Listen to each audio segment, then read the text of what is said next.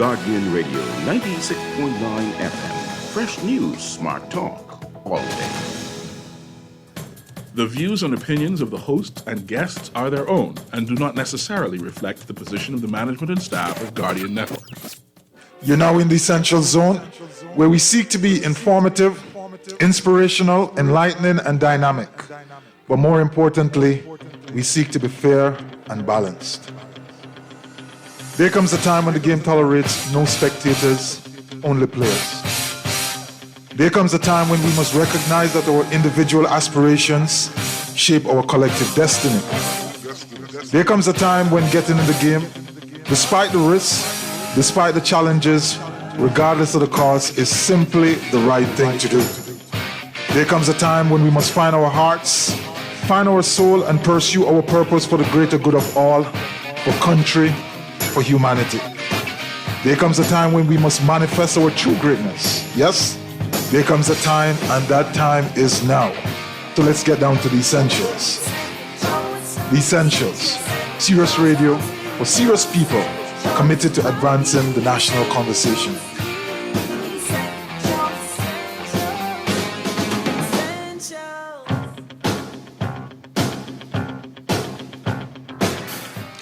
And good evening and welcome to Guardian Radio 96.9 FM. I'm your host, Hubert Edwards, and this evening we're going to have ourselves, as usual, a very lively conversation. It's July 11th, one day after independence, so we weren't here, so happy independence. Bahamas, 51 years of independence, 51 years of self-determination.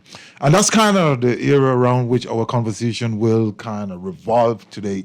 Again, if you want to join us, our numbers are 323-6232, 325-4316, 325-4259. You can also contact us via the text line of 422-4796. And I have in studio with me my daughter today, and she's going to join us on the conversation. And maybe at some point in time, this is like 3 strikes and you're out. But we look forward to having this conversation. I think it's important. And what is informing where I'm coming from with this as we think about independence, as we reflect on the time past, because oftentimes persons will say, are we truly independent? We are an independent nation. Is that so? And you have a wide range, actually, of offerings. So there are persons who range from one extreme which says, we still been ruled by the king and the governor general is representing the king. And so you're not independent. And then on the other extreme side is, every decision this government makes or any government makes, they have to take into consideration what the IMF and the UN and the G7 and the G12 or the G20 and whatsoever else organization is out there. So consequently, we can't be independent. And so, you hear this play, and it's something which, I guess there are different camps. There are persons who are very comfortable making that argument. Persons are even very, very comfortable saying, maybe we shouldn't have given up independence from the UK. We would have been better off. I heard someone on a radio program, I think it was Naughty Show earlier, and the text was basically this: look, it would be better if a certain grouping of persons were ruling us, because at least I know that they don't like me. And, it wouldn't be like these other persons who come in my house, sit down and drink my drinks and eat off my food, ask me to promise to vote for them, and then, they do bad things to me. It's a sentiment which I personally reject, because, to get to a place where a country has self-determination, has the ability to do whatsoever it is that it wants to do, where the people decide who leads the country by the ballot box in a democratic environment, fair. When you have that type of a circumstance as the Bahamas has had for many, many years. I don't subscribe to the idea that the Bahamas had a stable democracy for 200 years. There are things which were in play up to 1967 that don't support that idea. But I understand it's good for marketing. It wasn't a violent environment or anything like that. So it can be said. I do not subscribe to it. Since 1967, the Bahamas has had full adult suffrage, and persons have had the opportunity to make their decisions. They vote for the government that they want in, and if they don't like them, they vote them out the next time.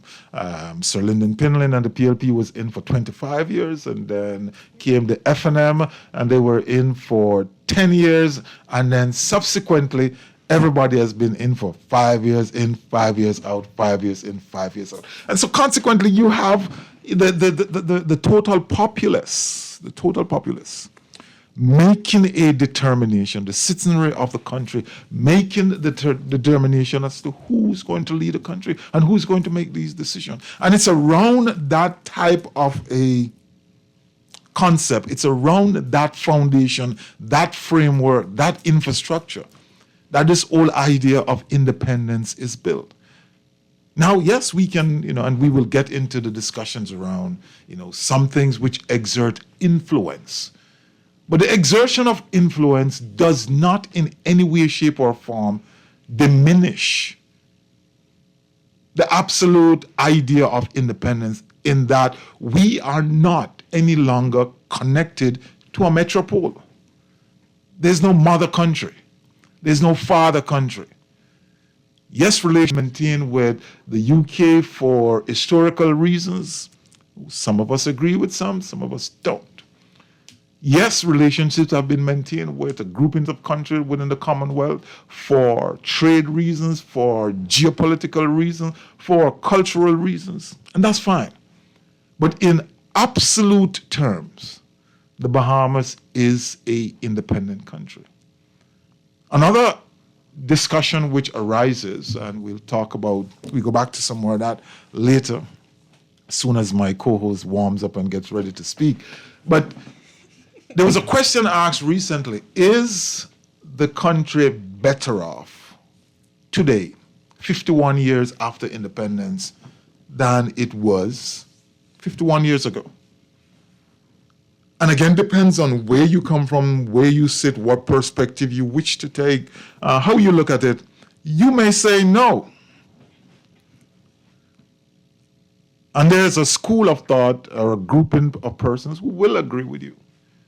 I personally, based on historical reading, studying what's happening, I jump in on the scene somewhere in between that 51 years. But my bet would be, an educated guess really, that the Bahamas is much better today than it was 51 years. As a matter of fact, let me put it this way: for the majority of the persons in the Bahamas, the citizens, they are better off today than they were 51 years ago. And I don't think many persons would be willing to step forward and argue that. Now, you can come up with some subjective issues. Back in the days, you felt better. Back in the days, you had more plum trees, or you could go and walk freely on the beach, or some issues like that. But generally speaking, taking all that into consideration, taking into consideration the economic advancement of individuals and the country in general, taking into consideration the advancement in education and the general availability to all persons, taking into consideration the advancement in healthcare and the general ability, or at least greater ability, for more persons to participate or to share in that, to consume that type of a service, looking at the range of opportunities which are open to more persons, especially individuals who are from the African diaspora. There's absolutely no way one could really comfortably and reasonably walk away with the idea that the country is not better off than it was. If you look back to, I think, 1967, effectively, the Bahamas had an apartheid system in some ways. There were persons who weren't allowed to go certain places. There was a physical separation between races.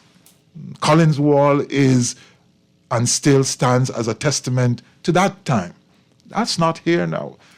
So even from a humanity point of view, the fact that the country and its citizenry is more all-embracing. Everybody is pretty much on the same footing. Everyone, sees everyone else at their truest level of humanity. Even from that perspective, the country is better off. Financially, educationally, 90+%, I think it is, literacy level. Many countries don't even come close to that. Now, one may argue again, persons will jump in and say, yeah, you can say that, but we have a D already. When you look at everything in its totality, when you look at where Bahamians are all over the world, individuals going off to university, coming back, individuals staying here, going to University of the Bahamas, individuals going to, what is the school up the road name? The vocational school. I can't remember the name, but going to the vocational school and coming out with technical skills and doing all of these things which is advancing the country. Yeah, we can make an argument. Could have been further on. There's some things which could have been done better. There's some things which ought to be done better. There's some things which need to move faster, need greater investment, need greater attention, needs greater strategy, needs greater controlling, needs to be streamlined such that more persons over the hill, for example, get a better shake at the economy. But that said, when we put everyone and distill that down to a common denominator, I think it's better off. I really, really do think it's better off. But it's the whole idea of independence, which we kind of want to linger on a little bit today. So, Safia, what do you think? Do you think the Bahamas is a truly independent country? Yeah. Can you hear me? Yeah. Yes, I can hear you. Okay. Expand on that. I mean, I don't know. There's not much to say. Like, we're independent. We were given independence. We were given independence 51 years ago. We basically make all of our own decisions based on what's happening in the country by ourselves. I mean, yes, there's like external factors that they always have to take in, but at the end of the day, the Bahamas makes decisions based on the Bahamas. So that's as independent as you can get in today's world. And that right there is fundamentally the answer. When you distill everything down to its total essence, that is the answer. Now, here's why some persons kind of struggle with this idea. So the Bahamas may go out there and make a decision to align with one type of a thinking on the international scene or against another. Persons usually then take the view that sometimes the Bahamas is pressured because it has huge amount of debt. And when you have debt, then the persons who lend you the money dictates to you. The truth is, a large portion of the Bahamian debt comes from right here, the national debt comes from right here in the country. Yes, that differential has been narrowing over the years, and the foreign debt has becoming more and more significant. But what is important in that analysis compared to many other countries is you have to look at who the Bahamas borrows from. The Bahamas have a big chunk from, you refer to the capital market. The Bahamas don't have any major loan from institutions like the IMF, which is going to come in with some sort of SAP program and impose policy positions on the country. As a matter of fact, I think it's one of the greatest fear of any politician, any leader in this country, this whole idea of the Bahamas getting involved in a IMF program. But when you do certain things like that, when you have debt or you in a circumstance where you can't manage, like we saw with Barbados and we saw with Jamaica, and they enter these programs, their policy position becomes curtailed to some extent. And it is not that these external countries are imposing on them. They're saying, look, if you want us to help you to become better economically, financially, then here are some things which you should do. What I find interesting is usually, now they can go far. Sometimes they can go over the line. There's no question about that because they don't necessarily balance the pain of the citizens. So they may push a little bit too far. But when you look at the decisions which are being asked to be made, more often than not, it is decisions which the country by itself should have made in the first instance before it got itself in trouble. The operative term there is in trouble. The Bahamas is not in any trouble in that regard. Some challenges, some struggle, but not there. So consequently, we must accept that the Bahamas independence is intact. The Bahamas does not depend on other individuals to frame its foreign policy, for example. It makes a determination as to who it wants to support and who it doesn't want to support. The Bahamas is highly aligned with Western thinking and certainly with the thinking of the United States. They are our neighbors. We are considered to be in their backyard, or they're in our backyard. We almost share a border, like the fourth border of the United States. So consequently, you have to take that into consideration. Security is a major issue. The United States is heavily resourced. I guarantee you, any guy who run up on us, to use street parlance, and say, "We got you," they're going to have to talk to the United States because they're not going to let that happen. The idea that you may have a hostile party or a hostile entity, a hostile country comes in and take over the Bahamas, the United States won't allow that. And for that reason, we're good friends. We have to talk to them. And when it comes to issues like security, like managing the airspace and things, the policies that are implemented in the Bahamas must take that into consideration. For many, many years, the United States controlled the airspace of the Bahamas. Only like recently, maybe I think in the last administration or previous PLP administration, that this was done. And I think finalized under the FNM. So, these things do not make the country not independent. It does mean that the country operates in an environment of interdependency. And that's a good thing. Because one must realize that if the Bahamas existed, the 700 rocks and keys, islands and keys, existed by itself, then it would have to produce goods and services and sell to the 700 islands and keys. 400,000 persons at this point in time would still not be enough to feed 400,000 persons, even if you spread them across the whole 700 rocks, because we need input from the outside. So when we make these broad statements, for example, I think we need to have some sort of a mechanism or framework around which we can discuss these issues. And one of my biggest go-to would be, do you have a democratically elected government in the Bahamas? Yes, we do, right? Yes. So that's a starting point. So that's necessary but not sufficient, because you could have a democratically elected government and they could just, really acquiesce to the ideas of external forces, yeah? They could kind of break under the pressure of, say, a United States or Russia or whatsoever country who may want to bring some pressure to bear. But let's go a little bit further and look at the whole idea of our sovereignty. Is the Bahamas a sovereign nation? Is it? Yes, it is.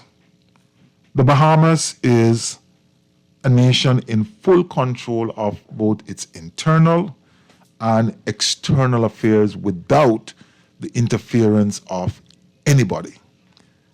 Our sovereignty is kind of, the flagship of that is our Constitution. And the Constitution stands up as a symbol of the power of the government, the power of the judiciary, the power of the executive, the power of Parliament, the legislature. It tells you what the power of the Governor General is, how the various organs of government work, how the different aspects of the country work, how citizenship is given, how it's taken away, what can be done, what cannot be done, what is allowed. And, like most constitutions, it have gray areas where it allows for policy to be addressed. But overall, generally speaking, the country is sovereign. And because the country is sovereign, then we have to be independent. The country have its own economic system, as can be easily established. We sell goods and service for the most part. We export tourism. We export financial services. We export fishery. We import pretty much everything else. But the reason that we can do that is because of there's other things that we export in order we have enable us to have the money to buy these things. So from that perspective, again, it underlines and support independence. Because if you weren't independent, then some other people would be feeding you. Some other people would be caring for your circumstance. Like, for example, you would remember, many persons would remember in recent times the situation that took place in Turks and Caicos, where a man was physically sent to Turks and Caicos to kind of take over the country because they had some issues with the premier then and some other persons. And so England sent in this individual, a governor, to take over the whole management of the country. And they did what they had to do. They ousted the premier. There was a commission of inquiry, and there were cases being tried before the court, or however they were doing it. But the fact of the matter is that the motherland, England in this instance, to Turks and Caicos, took control. If the Bahamas has a similar problem, if the Bahamas have some circumstance with the leadership of the country, there is no England that can come inside here and dictate to the Bahamas how to resolve that. That has to be done internally. There is no playbook out there that somebody can fly in and say, this is how you resolve the issues of the Bahamas. No, the issues will have to be looked to in the Constitution. And when there are differences and matters to be resolved, we'll have to look to the judiciary. So the legal system which is in place, helps to undergird and maintain the independence of the country. So we have a full-fledged, well-developed legal system based on common law, obviously, because historically we are connected with the UK. So this is a mature system, well-developed system. The Bahamas makes its own laws, repeal them if necessary, expand them when necessary, consolidate when necessary. But the idea is that the Bahamas can decide tomorrow that walking on the sidewalk, which is on the left side of the road, is illegal. And if you walk over there, you can be arrested and you go to jail. And they could make the law such that if you did get arrested and go to jail, you could go to jail for a minimum of 15 years. Some people might cry and say it's unconstitutional, but the law is the law. You'll have to then go try test it in the court. And that's why you have the court system. So you have the judiciary, which will then ask the question, is this law fair? Is this law consistent with international standards, because obviously we have international obligations under international conventions and international law. And so you can go and test it. But the point is, in the first instance is the legislature which is passing that law.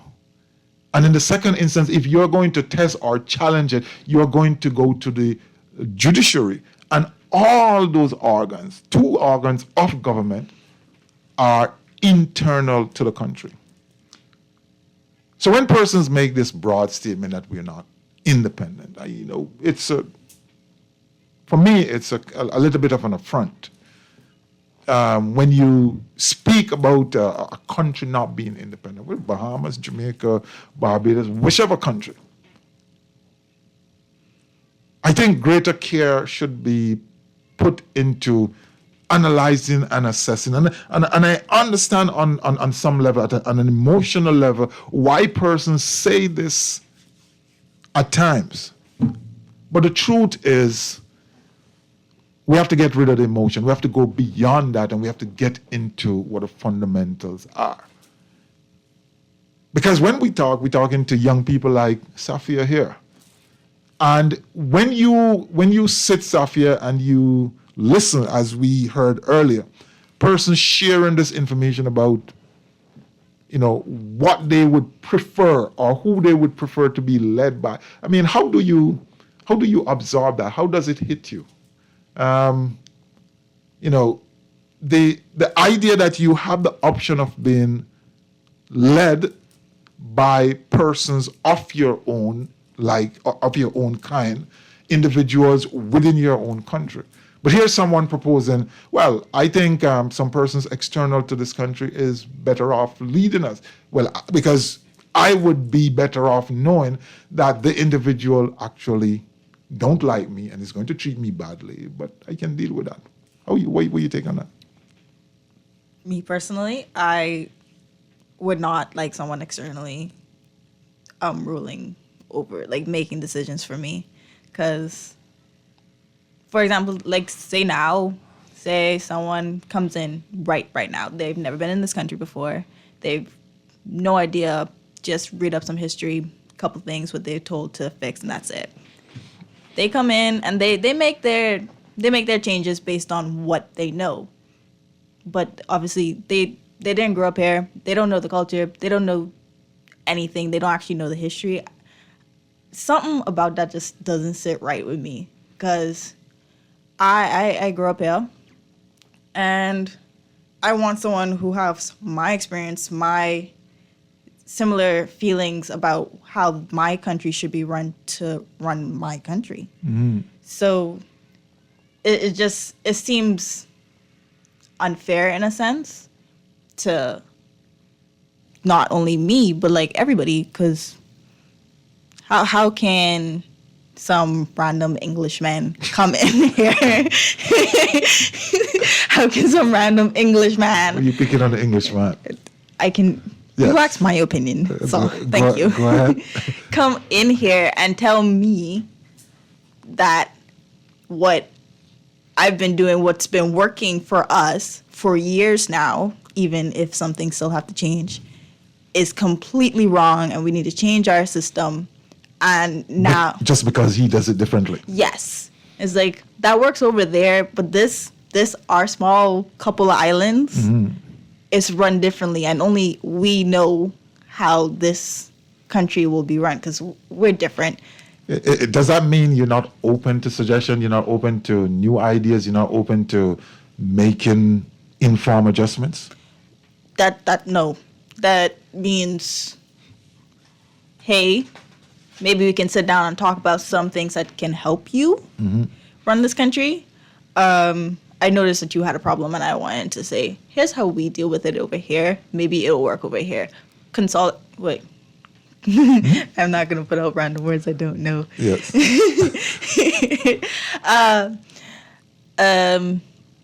Advice is the only thing that I feel as if they are entitled to give for us.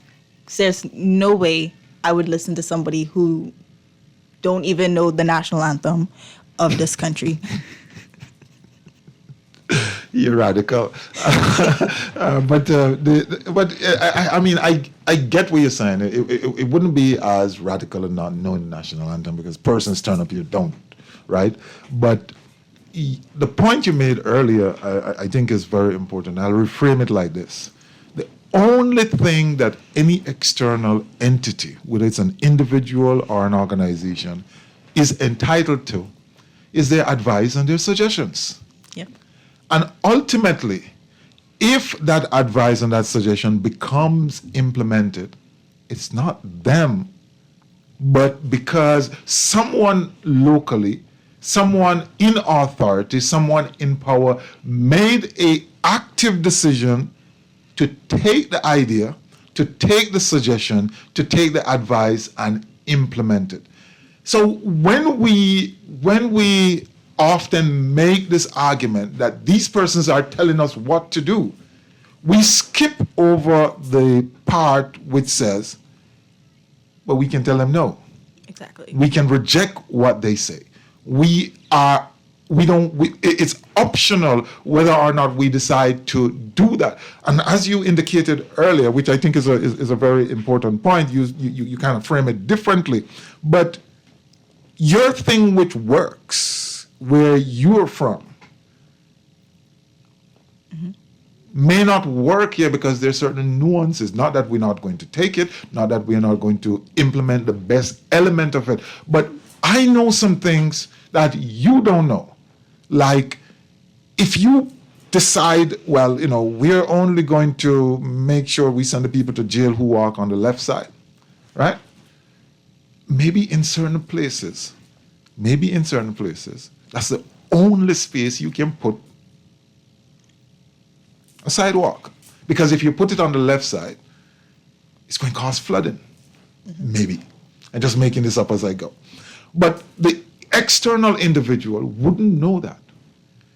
And it is for us, the persons who are receiving the advice, who are receiving the suggestion, to bring those nuances and say, well, yes, I understand in principle where you're going. But listen to this. If I put that in place, then all of them people are going to drown. Yep. And so the good you're trying to achieve is going to eventually turn out to be damaging, to be destructive. So don't do that.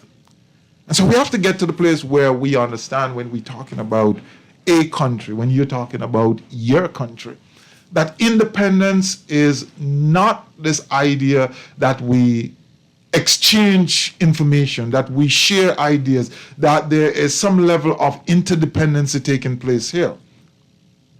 That doesn't X out the fact that the country is independent. It's the fact that in 1973, we were, up to that point, we were significantly unfortunately, attached to the UK.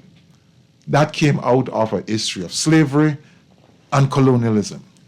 The country made the decision, or they made the decision, help us make the decision, because a lot of these colonial separation, these independence, were not necessarily, they weren't resisting it. We became a burden. Financially, it just didn't work anymore because all of this that we see, all of this history that we study, all of this talk about slavery and colonialism, it was about economics. It was about us funding the UK. This is where the money was made. This is where sugar came from. In this side of the world is where cotton came from. This side of the world is where other produce came from, spices and so on and so forth, and went there. Didn't work anymore. The economics didn't work, and so they wanted to get rid of us. So when we all decided to go, they were happy to. But the idea is simply this. On July 10th, 1973, the Bahamas symbolically got its independence from England. And from that day forward, it was responsible for its own internal self-governance. That has not changed.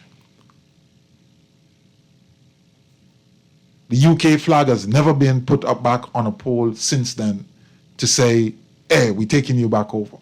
And so from that moment forward, every single thing that the Bahamas does, whether it is good or bad, whether we got it right or wrong, is a decision made by an independent country, usually represented by its leadership, who are democratically elected. And I think it is in that vein that we need to continuously view the country.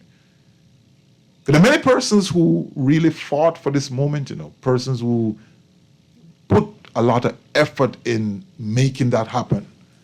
And to speak otherwise about it, I think, is to diminish their effort, diminish their sacrifice, diminish all that they did in giving up some time, almost giving up limb. Not a lot of that took place in this country, but persons sacrificed significantly. Persons labored for this to happen. And so out of respect for those, the forerunners, the nation builders, those who sacrificed on the front line, those who are now emerging as national heroes, being recognized as national heroes, I think we have an obligation to speak in that direction, to speak of the fact that the people who are in the Bahamas today, the leaders who are in the Bahamas today, are actively protecting that patrimony, protecting the country, and ensuring that the independence which was secured continues for many, many, many years to come, forever and a day. You listen to the Essentials Reset. I'm here with my co-host this evening, Safia Edwards, sitting in, and we're having a chit-chat about independence. We're having a chit-chat about whether the country is different. And we're going to talk about some other aspect. We're also going to talk a little bit about how the country is going to move forward. So we don't want you to move. We want you to stick around. Come back, give us a call, 323-6232, 325-4316, 325-4259. Don't move. Come right back.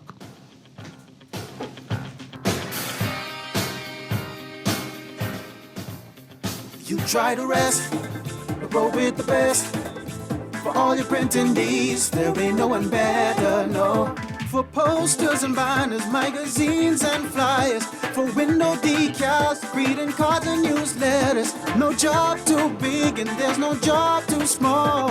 You name it, we can print it, just give us a call. Let Print Masters bring your masterpiece to life. Located in the Nassau Guardian Building, telephone 302-2361. Next Level Solutions. Next Level Solutions. At Next Level Solutions, we assist companies and organizations to understand and strategically resolve governance, risk, compliance, regulatory, finance, and operational challenges, maximize their performance, and grow. Next Level Solutions, a dynamic consultancy built on experiential knowledge. For further details on our service offerings, visit nlsolutionsbahamas.com or call 376-8951. Next Level Solutions. Practical solutions delivered. Morning is like a baby. Morning. Independence. Morning is like a baby. Morning. On July 10th, 1973, Bahamians everywhere were free to shape their destiny in the land of the rolling sea. Man and woman, boy and girl, there is none rich like our soil.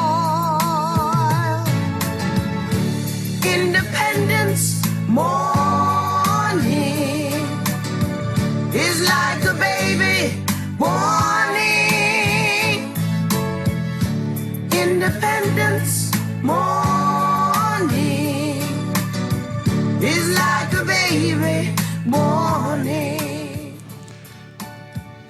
Independence morning, it's like a baby born. And that's really I think, from a imagery point of view, it really captures this whole idea of a brand new country, a babe, which needs to grow up to become a child, and then a toddler, we go toddler, then a child, then a teenager, then an adult, and then, you get into your older age.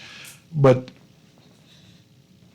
the growth process, I think sometimes we get a little bit too carried away without making excuses for opportunities missed, for any areas of mismanagement, for places where we should have applied greater effort, better policies and so on, without making any excuses for those.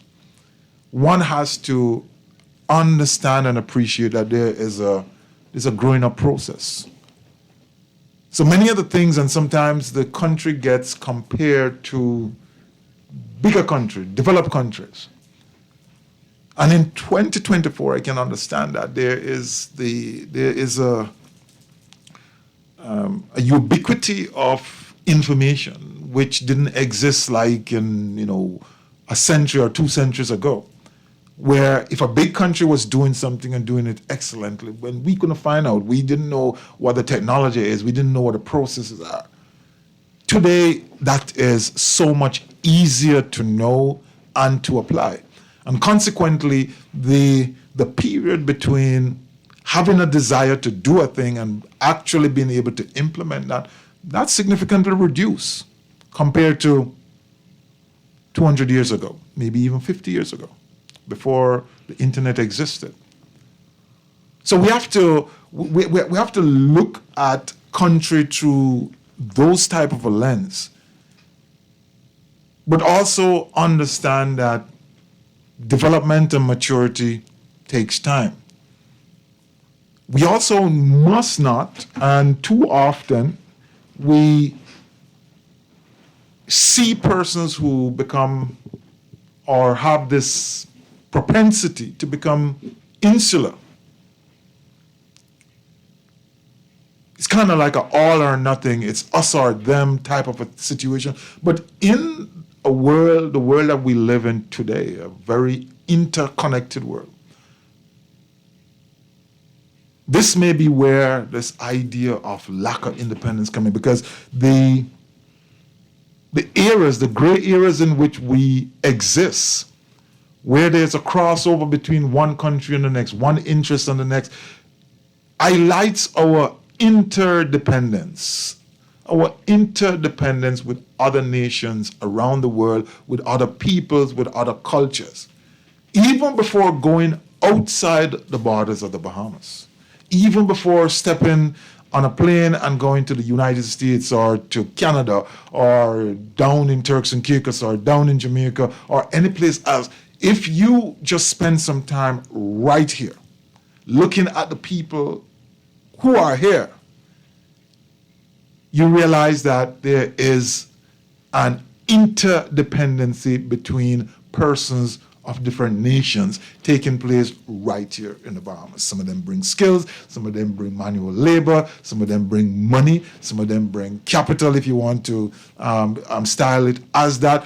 Others bring their influence, others come for partying and create economies, others come for a better way of living, and they create economies around which we all work, live, and grow. And so that interdependence occurs almost fluently without having to be in any sort of a formal structure. It's right there.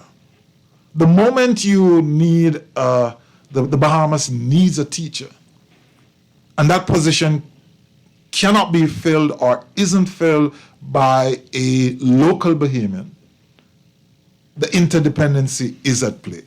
The moment there's a need for doctors, and some of those doctors come from the Philippines, or they come from the United States, or they come from Cuba, that interdependence is in play. The moment you need some additional person to work, maybe in an engineering field, or in an accounting field, or in an electrical field, and those persons are sourced from elsewhere, that interdependence is occurring. Because in the first instance, those individuals had to be educated in their country. They had to grow and develop in their country, and then they bring their skills to you. So it's taking place. And the same thing will happen because persons from the Bahamas will then move to another country. We know individuals who were leading managers in Jamaica in tourism. I think one example was Mr. Sandy Sands, who worked in Jamaica. We have Mr. Thompson, Tommy Thompson, I think his name is, who is now in, I think, St. Kitts and Nevis, leading the tourism effort in that country. And there are many examples of Bahamians elsewhere doing this. So while it may not be that somebody come with a whole load of money or a big project and you say, okay, that's where the interdependence is, fact that we're exchanging skills, we're exchanging cultural, there's an exchange of cultural interaction. That interdependency is playing out. So you have economic interdependency where you have trade, you have investment, so persons come in with a foreign direct investment. We need that to build a country, so we need a Bahama, we need Atlantis, we need the one down the point, and the new one, which is out on Goodsman Bay. We need those things. Individuals with money look at the Bahamas and say, you have a great investment environment, we can make our money back, we're coming there. The Bahamas say, we want you to come here because when you invest, when you build a building, you can't put it in your pocket and walk away with the building. So you have to stay it and make sure it works. And if you're going to go, you'll have to sell it to somebody else. But we will then be paid taxes. Persons will be employed. Economies will spring up around the business that you do because you have to buy electricity, you have to buy goods and services locally, you have to do many other things which is going to pump money into the economy. So there are these interdependence which occur. They occur at that level and they also occur between countries. We depend, for example, on the United States for driving our tourism market. 80% of the market, it is said, come from the United States. That is the interdependence. If tomorrow morning we wake up and we hear that the United States doesn't exist anymore, it doesn't mean that we don't have tourism, but it certainly will take a while to fill that. Or maybe it still exists, but for some reason it float all the way out to where China is, far, far, far from us. That would be disruptive to our tourism market. So that interdependency has to be there. And the fact that 80% of your people, 80% of your market is coming from a particular country. And plenty of these persons are going to be on land at any point in time. You can bet your bottom dollar that the people who run the country from where they are from are kind of looking at them and saying, are they okay down there? And that's why you hear from time to time the United States Embassy may put out a notice or say something, but they are concerned. We have an industry, the cruise ship industry, that moves many, many persons between the Bahamas and the United States. And planes are going back and forth. After 9/11, they're always going to be concerned, are all of the people on the plane good? Is anybody on there who don't really interested in landing? And because of that interdependence, our security, the security of one country and the other country is interconnected. Because a guy could jump on a plane and decide, well, I'm flying over to the Bahamas, but I have no intention of landing. I'm just going to look for an important landmark where some people are, and I'm going to stop there. Or vice versa. So there are these interdependencies which are necessary for global stability. Necessary for global stability, for peace, for economic advancement, for growth, for development. And consequently, we cannot use those interactions to diminish our own independence. We have to look at them and recognize that they are means and vehicles through which we are gleaning benefits, and we're growing and we're advancing. Everything doesn't always turn out to be perfect. Everything don't always turn out to our advantage. But for the most part, you're better off than you were. So there are those type of independence. And then there's political interdependence. Politically, we maintain diplomatic relationships with different countries. I mentioned this. We have diplomatic relationships with United States, with China, with UK, with Canada, with many, many other countries. An interesting one is China and Taiwan, I think. The Bahamas decide. Just recently, the Bahamas decided that it was going to recognize Palestine as a country. Many, many persons, even locally, says, what is the Bahamas doing? They can't do that. The United States is going to kill us. And regardless of what your views are, if you go back to the fundamental issue here, it is this. The Bahamas, through the leadership, decided by itself, not cajoled by anyone. It had the option of not doing it, but decided that it was going to recognize Palestine. That there is a hallmark of an independent nation making decision, making policy, taking policy position in its own interest and for its own business, decided by no one else on the outside. We also have interdependence which emerged as a result of our participation in international organizations such as the United Nations and various others. The Bahamas is a member of CARICOM. The Bahamas is a member of the Commonwealth. So these things naturally occur, and they're beneficial. They're beneficial. So, for example, there's a myriad of conventions which comes out year over year, which the Bahamas either sign on to, or it decide, well, I'm not going to sign on to this, or it reserves some aspect of it. But these things help the country to manage in a way which is conducive to the benefit of humanity, generally speaking. In an area like, for example, the trafficking in humans, human trafficking, there are arrangements which would allow a Bahamian, if a Bahamian is find himself in such a predicament and taken to another place, would allow that individual to be given help, to be searched for, to be found, and to be brought back to the country safely. There are guidelines, there are guardposts, there are guardrails which put that in place. And that interdependence must exist in order for that type of a thing to work. Imagine if, in a world where, you just have a big bad country over there and decide it's going to just knock off that little country over there without anybody saying anything or at least flexing a muscle which says, no, hold on, you can't do that. Even though sometimes the flex is, not properly driven. We could arc back to the decision to go to war between the United States and Iraq, and there was things that happened in between which were oftentimes not true. The information was false. But generally speaking, there is a balance which occurs as a result of being participant, being allied to, being aligned with certain groupings of country or certain organization. And that interdependence benefits us as a country.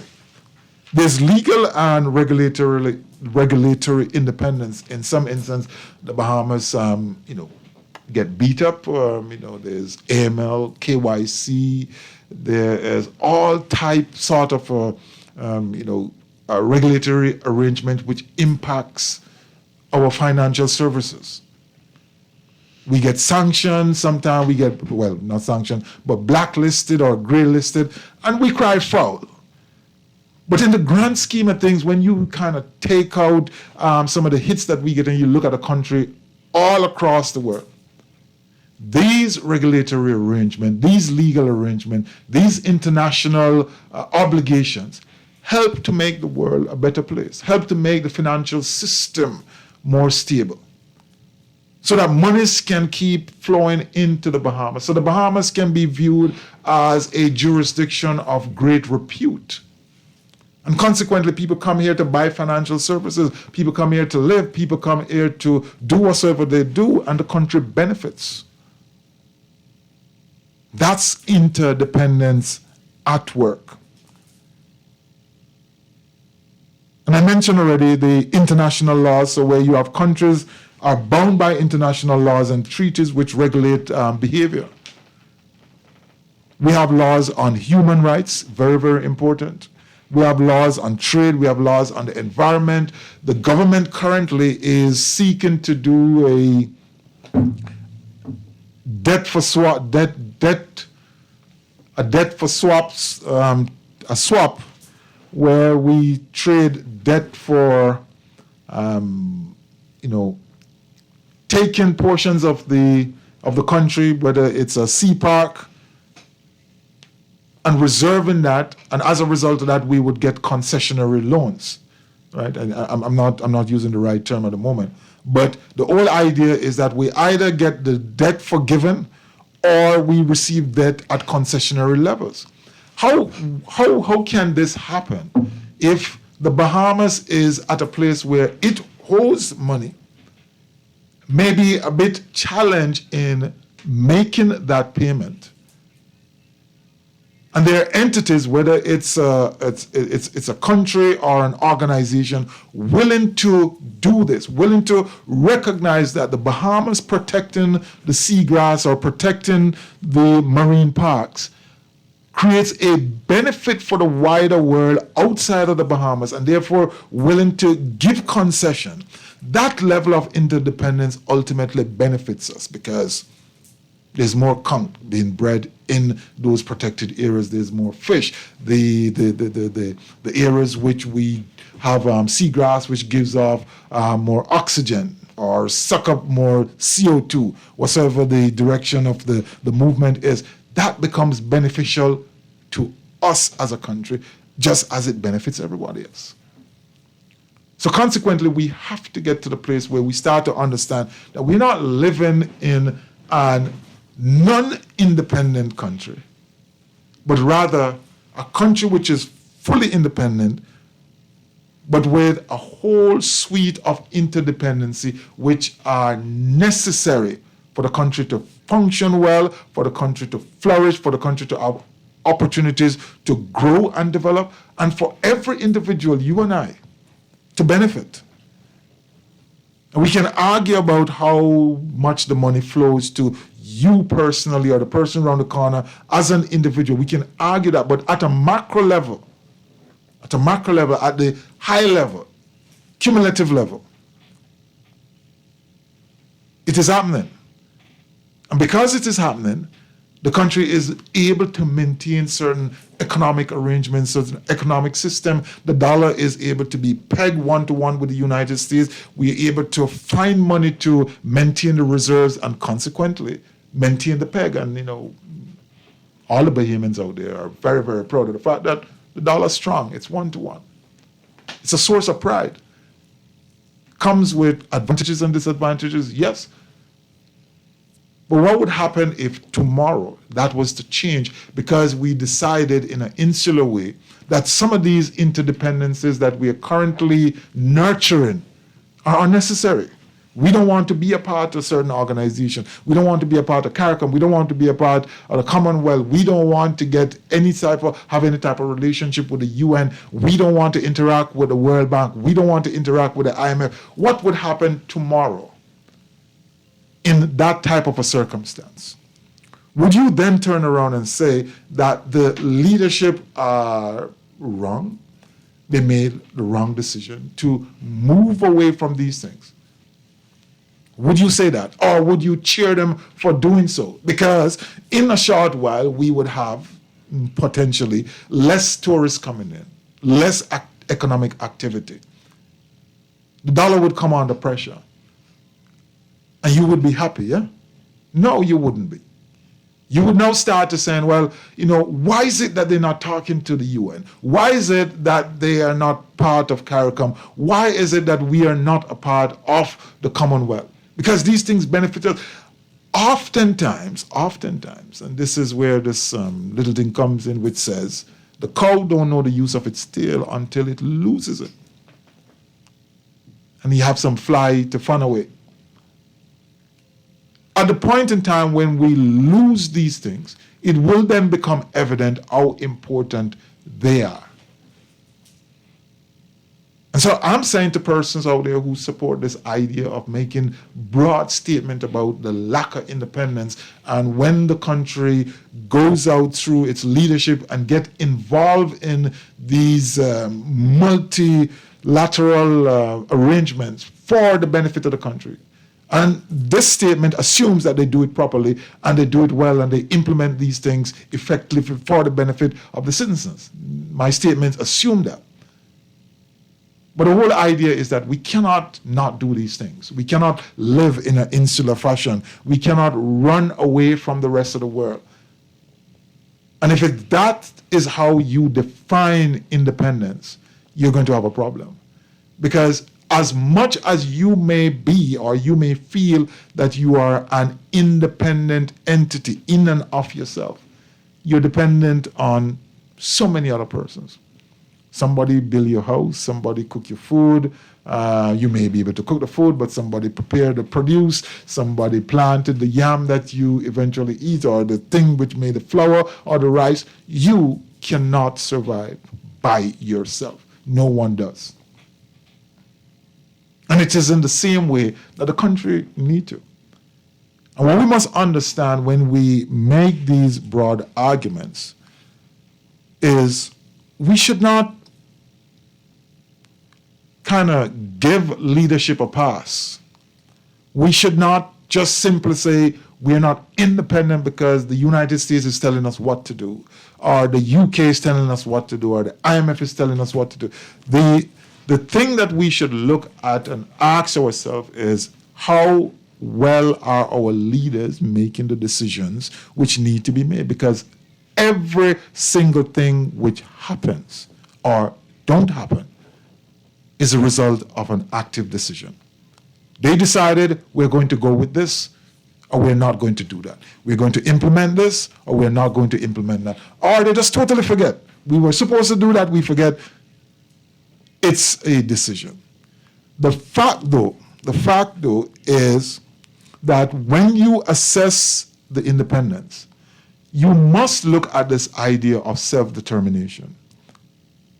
And in a very simple manner is, do I have the right to decide yea or nay? And if I have that option, if no one has a gun to my head, if no one is compelling me, if I'm not forced to make a decision one way or the other, then clearly I have an independent mind which is being addressed to that particular matter.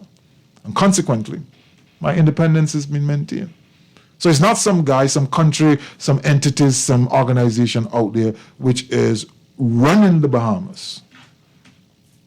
It's persons right here, individuals that you know. And the extent to which it is done well or not done well is some people you know, the persons you see, the persons you elected.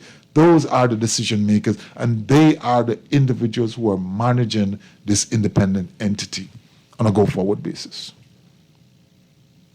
And so I think we should, in celebration of a growing nation, in celebration of the fight to get us to this point, in celebration of what the motto says, forward, upward, onward, together. Let the world mark your bearing. Look to the rising sun. For the persons who went before us, who didn't have a chance, who were compelled to do certain things and couldn't have done otherwise, in celebration of that, which we reflect on an Independence Day and soon to come Emancipation Day. For those persons, for that type of a situation, for those type of arrangement, I think we need to kind of cloak ourselves in a different type of a narrative and see the country as charting its way forward, experimenting. I'm not saying don't criticize, because where criticism is necessary, it should be given and it should be taken. But let's not sell this idea that there's some persons, some entities, some forces outside of us running us. That's not the case. We are responsible for our own destiny. And at the end of the day, if you look at it this way, at the end of the day, some persons may come to help you, but ultimately, if things go terribly wrong, it's only Bahamians who can save Bahamians. So from that perspective, as we celebrate independence, give that a little bit more thought. Think about it differently. Do not speak that into the psyche of the nation. Let's think about it from the perspective that it's a growing country, it's a young country, has some work to do, has huge potential, got some things right, got some things wrong, but it's a work in progress. But we are all of independent mind, independent desire, independent outlook, and we are going to work consistently to make sure that some of those desires become reality. And then some other persons can come and build on that and more. And when we are no longer on the scenes, individuals like Safia will continue that work. Because growing a country, obviously, is a never-ending arrangement. You listen to the Essentials, The Reset. We're having a little bit of a chat here with my co-host this evening, Safia Edwards. And so I gave you a break in that section. So when we come back, we're going to talk about how we grow as a country, how we move forward, how are we supposed to now use the platform of an independent nation and the obligations that each grouping have to move this country forward. What are some of the things which are on your mind? Still some time if you wish to join us, 323-6232, 325-4316, 325-4259, our text line 422-4796. You listen to the Essential to Reset. Don't move. Come right back. Coconut water, jelly, gin and coconut water. Gin and coconut water, can I get it in America? What's the tonic, man? Coconut jelly, it's a builder. For fast, reliable, and impactful printing services, look no further. Let Printmasters bring your masterpiece to life. We stand by our quality products that is second to none. Our affordable pricing and friendly, efficient staff makes Printmasters the ultimate choice for all your printing needs. We can deliver any type of printing services, from banners to booklets to business cards. You name it, we can print it. Let Printmasters bring your masterpiece to life. Located in the Nassau Guardian Building, telephone 302-2361. Next Level Solutions. Next Level Solutions. At Next Level Solutions, we assist companies and organizations to understand and strategically resolve governance, risk, compliance, regulatory, finance, and operational challenges, maximize their performance and grow. Next Level Solutions, a dynamic consultancy built on experiential knowledge. For further details on our service offerings, visit nlsolutionsbahamas.com or call 376-8951. Next Level Solutions. Practical solutions delivered.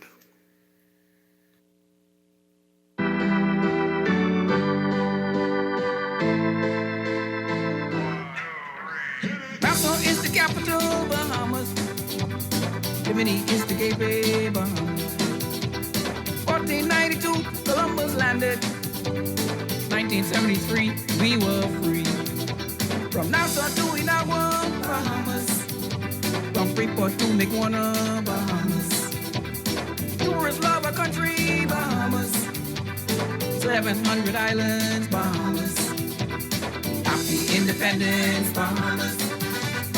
Happy anniversary, Bahamas.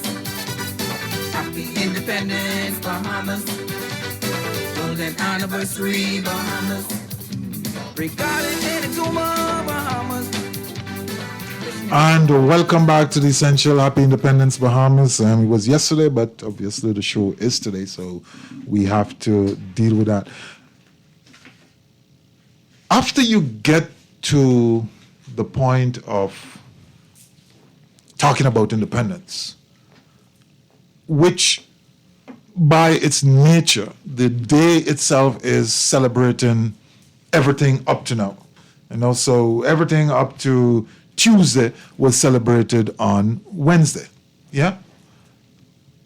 Once you get to that point, you now have to then start to think forward. So what's coming down the pipe? What's happening next? How is the Bahamas going to look over the next 51 years? So let me start with you, Safia. As a young person, when you look across the landscape, you have had the opportunity to move around the Bahamas, been to school, step outside of the country, step back inside of the country. When you look at the landscape, next 51 years, what would you want to see? Oh. I'm not particularly sure. I think growth culturally. I personally feel as if we need to keep that going amongst the youth today. And as someone who's participated in culture my whole life, seeing it be what it is today is kind of disheartening. I want that to continue. So I'm not very clear on what you're saying. Obviously, I am a dancer. I've danced since I was 3 here in the Bahamas. So I grew up doing cultural dancing, the heel toe, conch style, all that. And I can assure you, there are children out there that I've taught who don't even know what those words are. So I personally would really love to see us really try to keep our culture alive in that sense. Otherwise, I think the Bahamas is in a right step developing structurally. Yeah, there's still some places I'm like, oh, this doesn't need to be here, but obviously I can't say that for sure. I don't know what is what as of yet, but I think it is going in the right step. I just want to see us be the Bahamas and not be America, if that makes sense. So your argument is for maybe a tightening up of the identity to ensure that there is not an erosion of what represents the Bahamas by other cultures seeping into the space. Absolutely. And I understand that it's inevitable that we are influenced by a country so close to us. Like, it's bound to happen. It will happen. I'm not saying we need to ignore it. I'm saying we embrace it while also keeping true to ourselves. And why is that important, though? Because it's a sense, our identity. Like, at some point, people are like, oh, what even is the Bahamas? Like, what's to do in the Bahamas when I can just do this here in the States, or it's over there in the UK? I'm like, yeah, but there's just something special about the Bahamas, and I want there to always be something special about the Bahamas. So it's about maintaining the essence of who you are, the essence of the country. And so from other than within the cultural space, is there any, for you as a student, one of the things persons talk about is individuals going away to school and not coming back. Is there a concern about not being able to come back to the Bahamas and do well financially? Any thoughts on that? Lots. There's absolutely no guarantee for my generation of Bahamians to come back to this country and find a job so available as it was maybe like 20 or so years ago in a field that we want with just like a bachelor's degree. Now you're going off, you need a master's to even do like a simple job, because everybody now has a master's, which isn't a problem per se. But if I go away, I'm doing school in Canada, and I can get a job in Canada straight out of university with a bachelor's, there's a high chance I'm going to stay over there. If I come back and they're like, oh, you can do this, but you're paid way less than you would make over there, even considering tax deductions. I'm not willing to come back. So if we can find some way to motivate my generation and the following generation to come back, that means producing more jobs, like specific jobs, because that's what we are doing today. There's more specific university courses that aren't available here, or they're just bringing in foreigners to take over that role instead of waiting for their students to come back. Like we just don't have that opportunity here. So if they did provide that, Bahamians would come back. So in a way, you're arguing for maybe a shift in the way they look at policy, in the way things are developed. So there are, let's say, I don't know, 1,000 Bahamians out there who's doing this very esoteric type of a studies, but there's no such type of a job here in the Bahamas. Somebody needs to sit down and look and say, okay, across our diaspora population, we have this concentration of people who actually can do this. And potentially this is something which we may need to look at and find out how we can introduce that, because it would, in the first instance, give them an opportunity to come back, but it also will create jobs and expand the economy. Exactly. So we are paying money, because the money to send people like yourself to school come from the Bahamas, yes? Yes. So the country is investing directly or indirectly through the parent or otherwise into these individuals, but not necessarily gleaning the benefit of that, because the facilities are not being created, the opportunities are not being created locally for those persons to return in a way which they may find fulfilling, yeah? Yes. Like for me, I feel like I have a easy way out. I'm in computer science right now, and any part of the world, I can probably find a job, and they're definitely looking for that here as well. But there's other places, courses that's like so specific, but it's definitely needed over here. Like archaeology. Yeah. Yes. I don't know if that's needed over here, but there's like very specific courses or specializations that's taught in America, Canada, that definitely are needed here. We just don't understand the fact that we need it here yet, if that makes sense. Well, why wouldn't we understand that? Because we don't know what it is. No, but if they exist there, the persons are actually leaving here. Yes. And going to do these courses, right? So they must have thought about it, unless they just all trip and fall into these classes. So they understand it. The problem is, having acquired those skills, they cannot then look back to their homeland to use those skills.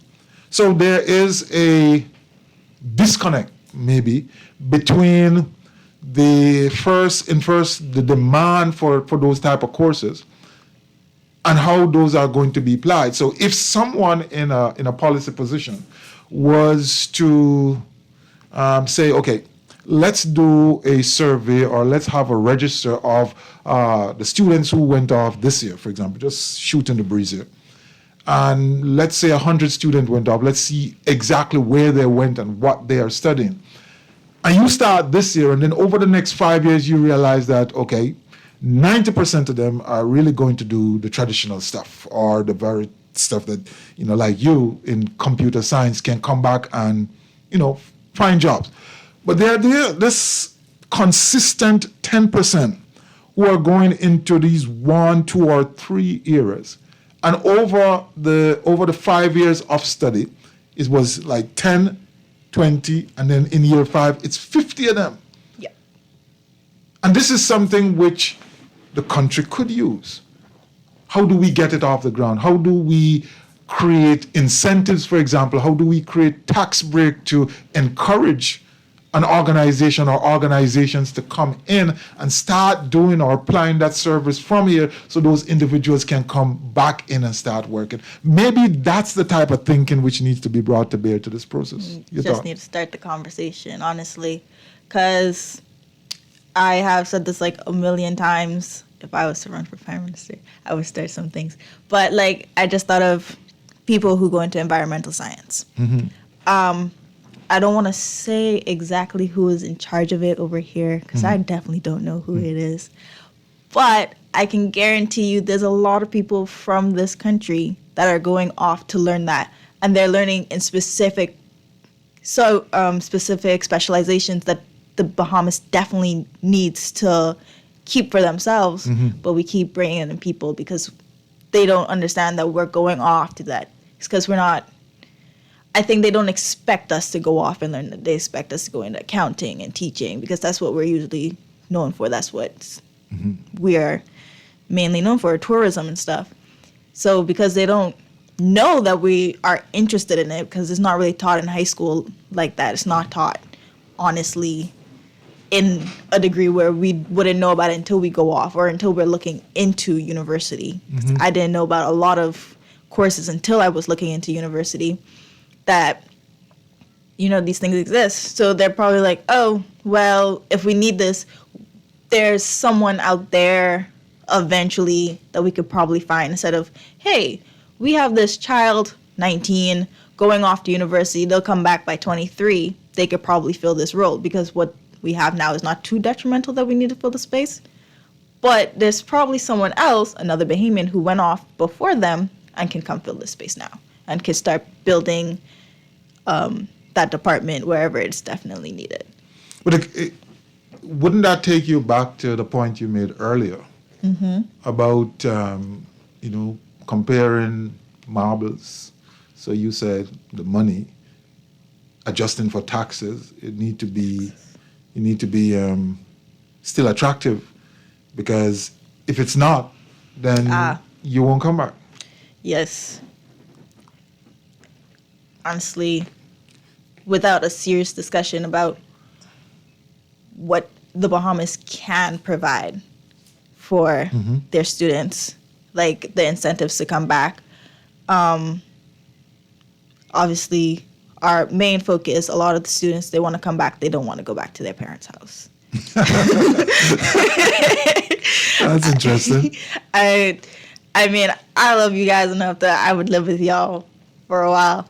But I definitely don't want to be 30 living in my parents' house. So it's not just about, oh, let's provide this person with a home. It's let's provide this person with a suitable income where they can have a home, get groceries, provide for themselves for a while, until,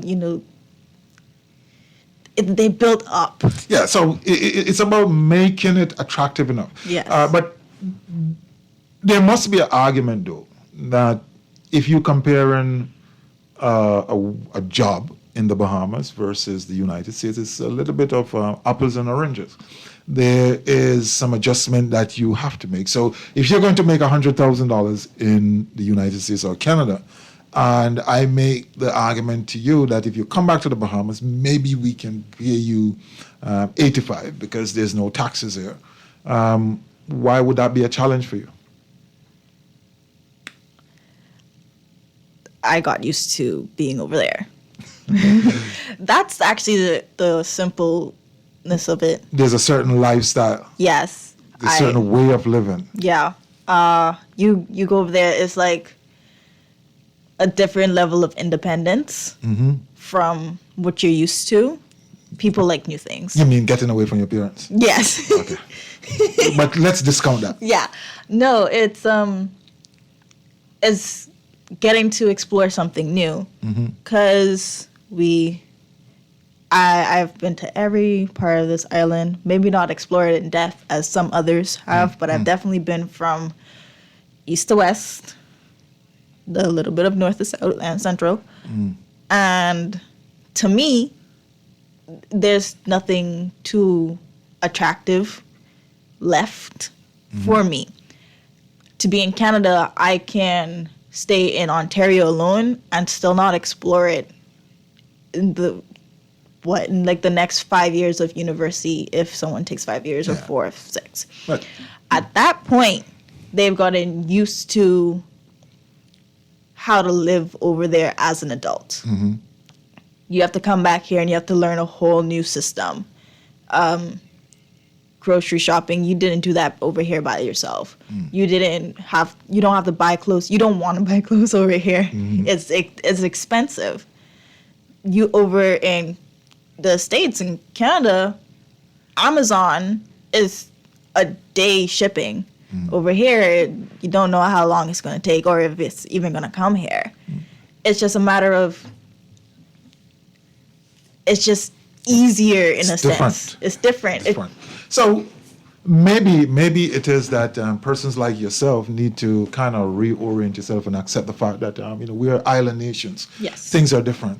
And I believe certainly that individuals within your generation, while I do appreciate the points that you have made, and by no means am I diminishing them, I believe that persons have an obligation to kind of look back to their countries and be willing to grow a little bit, suffer in quotes a little bit for the growth and development. But it goes back to, I think, your earlier point that without the environment within which you can flourish, and you've seen that opportunity, you don't want to go back and live with your parents.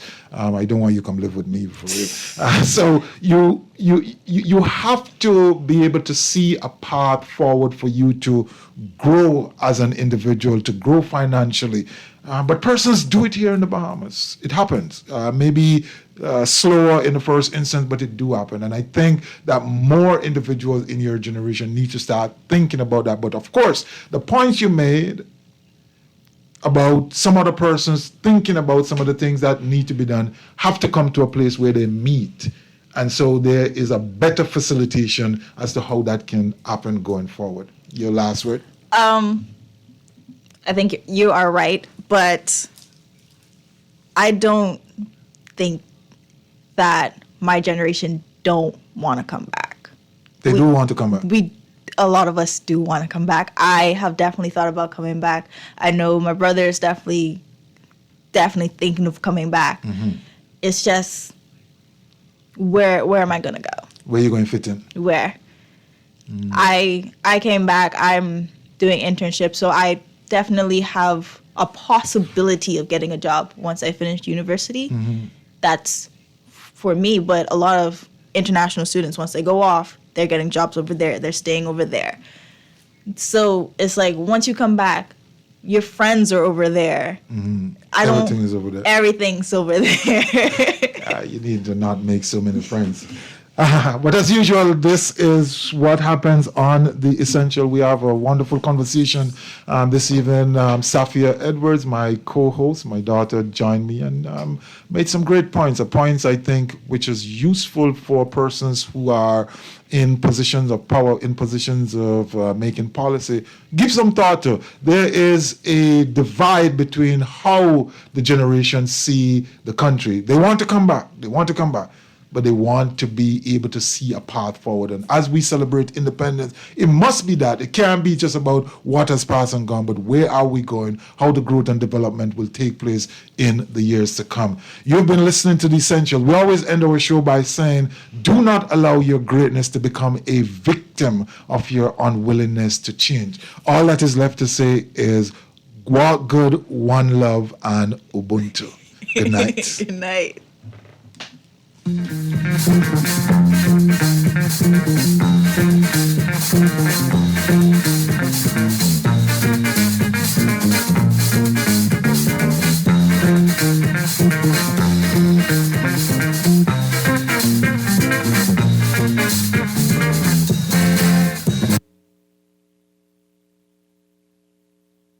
This is Guardian Radio, your station for up-to-the-minute news, intelligent, interactive, and engaging conversation. 96.9 FM.